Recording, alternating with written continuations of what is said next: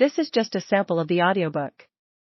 To get the complete audiobook, access the link posted in the first comment. Chapter 1. The Army begins to move. Gray-clad pickets gazed northward through the dim early morning light, made dimmer by the overcast that had come up the night before, and the steady drizzle that had started just after dawn. It was June 24th, 1863. The sun rose early these midsummer days, and behind the sentry's right shoulders it was already well up, visible now only as a lighter patch in the overcast sky. Below it, the hills of the highland rim loomed faintly and intermittently through the shifting curtain of rain, making a lumpy horizon of darker gray against the pale gray sky behind the Southern soldiers' backs. In front of them, the cedar-dotted Middle Tennessee landscape rolled gently northwestward, hill and dale, into an indefinite murk toward which these Confederates, men of the 1st Kentucky Cavalry, strained their eyes. As the foremost outpost of Braxton Bragg's Army of Tennessee, their business was to see and to report what they saw. One of the Kentuckians must have made out moving shapes emerging from the mist, a vague line of figures a couple of 100 yards off and more or less evenly spaced. He would have recognized them almost immediately as Federal skirmishers. Moments later, the cavalrymen were peering over the sights of their carbines and squeezing off the first shots of what was to become a 5-month struggle for control of half the state of Tennessee and the momentum of the war.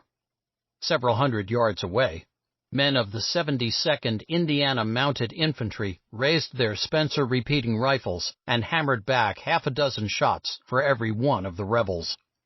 The Kentuckians were soon mounting up and galloping back toward their prepared position in the hills, with the Hoosiers and a full Army corps of their comrades in hot pursuit. The Kentucky cavalrymen would be the first to carry the news to the rest of Bragg's army that William S. Rosecrans's Federal Army of the Cumberland was finally moving out from its base at Murfreesboro.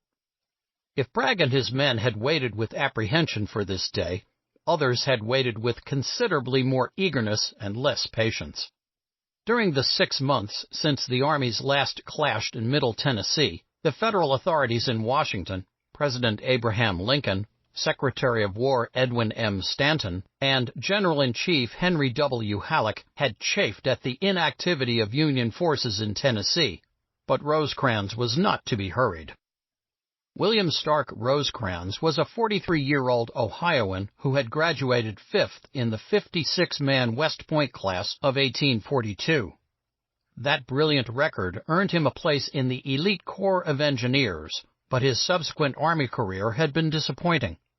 He missed service in the Mexican War, and by 1854 had only just made first lieutenant. Like many a bright officer in that decade, he resigned his commission and turned to civilian pursuits. The outbreak of the Civil War found him in Cincinnati, trying to make a go of a kerosene refining business. The country needed trained soldiers in the spring of 1861, and Rosecrans was soon back in uniform and on the fast track to high rank, first under George B. McClellan in the area that was to become West Virginia, and later under West Point classmate Ulysses S. Grant in Mississippi. There, on October 3 and 4, 1862, he experienced his greatest success up to that point, commanding the garrison of Corinth, Mississippi, when it repulsed a determined assault by a small Confederate army under Earl Van Dorn. Rosecrans came into the limelight at an opportune moment, for the authorities in Washington were just then thoroughly disgusted with Major General Don Carlos Buell, who, with his Army of the Ohio, had, in the campaign then coming to a close, performed so feebly as to allow a Confederate army under Braxton Bragg to go all the way to central Kentucky and then back to Tennessee more or less unscathed. Buell's situation had been difficult. The nature of the war had been changing, even as he endeavored to wage it by the old rules. But from Washington, he had appeared sadly lacking both in enterprise and in aggressiveness. So before the month was out, Buell was packed off into retirement, and Rosecrans had command of his army, now christened the Army of the Cumberland and operating with Nashville as its base.